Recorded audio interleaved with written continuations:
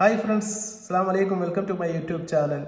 അപ്പോൾ നടനും മോഡലുമായ നമ്മുടെ ഷിയാസ് കരീം നമ്മുടെ ബോബി ചെമ്മണ്ണൂരിൻ്റെ അറസ്റ്റിനെ കുറിച്ച് അവസാനമായി നടത്തിയ അദ്ദേഹത്തിൻ്റെ പ്രതികരണം സമൂഹ മാധ്യമങ്ങൾ ഏറെ ശ്രദ്ധ പിടിച്ചു പറ്റിയിരിക്കുകയാണ്. കാരണം അദ്ദേഹം പറയുന്നുണ്ട്, ബോബി ചെമ്മണ്ണൂർ എന്ന് പറയുന്ന ഒരു വ്യക്തി ജയിലിൽ പോകാൻ മാത്രമുള്ള തെറ്റൊന്നും ചെയ്തിട്ടില്ല എന്നാണ് നമ്മുടെ ഷിയാസ് കരീം അദ്ദേഹത്തിൻ്റെ ഒരു അഭിപ്രായം എന്ന നിലയ്ക്ക് ഇപ്പോൾ പറഞ്ഞിരിക്കുന്നത്. തീർച്ചയായിട്ടും അതിനോട് ഒരുപാട് ആൾക്കാർ, അതിൻ്റെ താഴെ തന്നെ കമൻറ്റ് വന്ന ഒരുപാട് ആൾക്കാർ അദ്ദേഹത്തിൻ്റെ അഭിപ്രായത്തോട് യോജിക്കുന്നത് തന്നെയാണ് എനിക്കും തോന്നുന്നത്. തീർച്ചയായിട്ടും രാഹുൽ ഈശ്വർ എന്ന് പറയുന്ന ഒരു സാമൂഹ്യ നിരീക്ഷകനായ ഒരു വലതുപക്ഷ രാഷ്ട്രീയ നിരീക്ഷകനായ ഒരു വ്യക്തി അദ്ദേഹം തൻ്റെ അഭിപ്രായം വളരെ വ്യക്തമായി പറഞ്ഞതിൻ്റെ പേരിൽ അദ്ദേഹത്തിനെതിരെയും ഹണി റോസ് ഇപ്പോൾ കേസ് കൊടുത്തിട്ടുണ്ട്. തീർച്ചയായിട്ടും നമ്മൾ രാഹുൽ ഈശ്വറിന് ഐക്യദാർഢ്യം പ്രകടിപ്പിക്കുകയാണ്. തീർച്ചയായിട്ടും അദ്ദേഹത്തിനുള്ളതുപോലെ തന്നെ അദ്ദേഹത്തിൻ്റെ ഡ്രസ്സിനെ ആയാലോ മറ്റോ വിമർശിക്കാനുള്ള അധികാരം തീർച്ചയായിട്ടും ഞങ്ങൾക്കുമുണ്ട് എന്നാണ് രാഹുൽ പറഞ്ഞത്. തീർച്ചയായിട്ടും മദർ തെരേസയും അതുപോലെ തന്നെ നമ്മുടെ പ്രധാനമന്ത്രിയെ പോലും നമ്മൾ വിമർശിക്കുന്ന ഈ നാട്ടിൽ ആരും വിമർശനത്തിന് അതീതരല്ല എന്ന് ഓർമ്മിപ്പിച്ചുകൊണ്ട് ഷിയാസ് കരീമിന്റെ വാക്കുകൾ.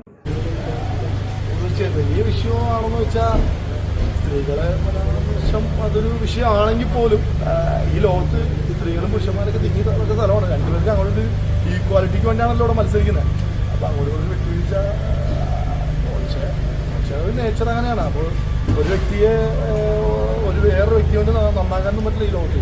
പിന്നെ അയാൾ ജയിലിൽ പോയി, അതിനോട് ഞാൻ യോജിക്കുന്നില്ല. കാര്യം ഇവിടെ കൊലപാതകം ചെയ്ത ആളുകളൊക്കെ ജയിലിൽ പോയിട്ടില്ല. അല്ലെങ്കിൽ ഇവിടെ ഡ്രഗ്സ് യൂസ് ചെയ്യുന്ന ആളുകളെ പിടിച്ചാൽ പോലും ജയിലിൽ പോകുന്നത്, അതൊക്കെ ആണല്ലോ കേരളത്തിൽ ഏറ്റവും വലിയ പ്രശ്നമാണ്. അല്ലെങ്കിൽ ഒരാളെ കൊല്ലുന്നതോ അല്ലെങ്കിൽ ഡ്രഗ്സ്, അതാണ് ഇപ്പോൾ ഞാൻ ചോദിക്കുന്നത്. ഇതൊരു കമൻ്റ് അടിച്ചു അല്ലെങ്കിൽ അങ്ങനെയൊക്കെ ബോഡി ഷേമിങ് വളരെ മോശമാണെങ്കിൽ പോലും ജയിലിൽ പോകേണ്ട ആവശ്യമുണ്ടോ ഞാൻ ആലോചിക്കും. ജയിലിലൊക്കെ പോകാന്ന് പറഞ്ഞാൽ ചെറുത് കേസ് വലുത് തന്നെയാണ്. ഒരു സ്ത്രീയെ കുറ്റം അങ്ങനെ ബോഡി ഷേമിങ് അല്ലെങ്കിൽ ബോഡിയെ പറ്റി പറയുന്നത് വളരെ മോശമാണ്. പക്ഷെ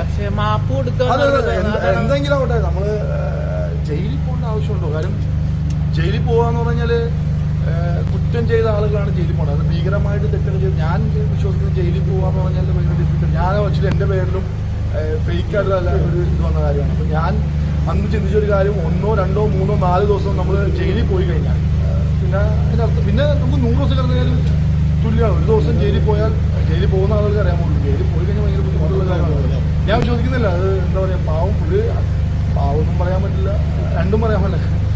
ഇപ്പോൾ അയാൾക്ക് ഒരു കുറ്റബോധം ഉണ്ടാവും. ജനങ്ങൾ പ്രതികരിക്കണമെന്നില്ല. ജയിലിൽ പോകണമെന്ന് ഞാൻ പരമാവധി നമ്മൾ വിശ്വസിക്കുന്നതെന്ന് പറഞ്ഞാൽ 2 വ്യക്തികളെ വിളിച്ചിട്ട് ഇനി ഇത് ആവർത്തിക്കരുത് എന്നൊരു താക്കീത് കൊടുത്തു വിടുന്ന ഒരു കേസുള്ളൂ എന്ന് ഞാൻ വിശ്വസിക്കുന്നു.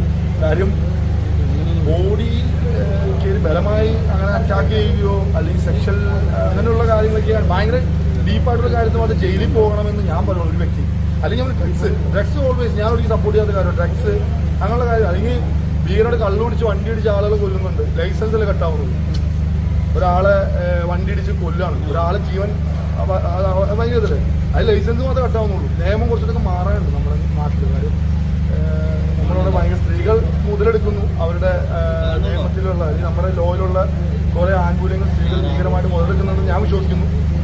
അതുപോലെ തന്നെ നല്ല കേസുകളുണ്ടല്ലോ, ചില കേസുകൾ അവർ ഭീകരമായിട്ട് മുതലെടുക്കുന്നുണ്ട്. സ്ത്രീകൾക്ക് കിട്ടുന്ന ഒരു മുൻഗണന അവർ ഭീകരമായിട്ട് മുതലെടുക്കുന്നുണ്ട്. ഈ ഹണി റോസിനെതിരെ എന്താണ് രാഹുൽ ഈശ്വർ ഉന്നയിക്കുന്ന ഒരു കാര്യം എന്ന് പറഞ്ഞാൽ കേരളത്തിലെ ലൈംഗിക ദാരിദ്ര്യത്തെ യൂസ് ചെയ്തുകൊണ്ടാണ്. ഞാൻ അതൊന്നും പറയുന്നില്ല ബ്രോ. ഞാൻ പറഞ്ഞ അവരെ ഞാൻ കുറ്റം പറഞ്ഞില്ല. അവർക്ക് ഇഷ്ടമുള്ള ഡ്രസ് ഓരോ ആളുകൾക്കും അവരോട് ഇഷ്ടം. ഇപ്പൊ ഞാൻ ഒരു 6 പാക്ക് ഉള്ള ആളാണെങ്കിൽ ഞാൻ 6 പാക്കാണ് ഡ്രസ് എൻ്റെ പേര് കേസ് എടുക്കാൻ പറ്റില്ല. കാര്യം എൻ്റെ ശരീരമാണ് അത്. മറ്റുള്ളവർക്ക് വേണ്ടിയിട്ട് ഞാൻ എൻ്റെ ഡ്രസ്സിങ് സംസാരം മാറ്റാം. സ്ത്രീയുടെ ഭാഗത്തിന് ഞാൻ നിൽക്കുന്നത്. പക്ഷെ ജയിലിൽ പോകേണ്ട കാര്യമുണ്ടോന്നൊക്കെ ഞാൻ ചിന്തിക്കുന്നത്. കാര്യം ജയിലിൽ പോകാൻ 14 ദിവസം റിമാൻഡ് ചെയ്യേണ്ട ആവശ്യമുണ്ടോ? അതിന് അത്ര വലിയ കുറ്റമൊന്നും അദ്ദേഹം ചെയ്തിട്ടില്ല എന്ന് ഞാൻ വിശ്വസിക്കുന്നു.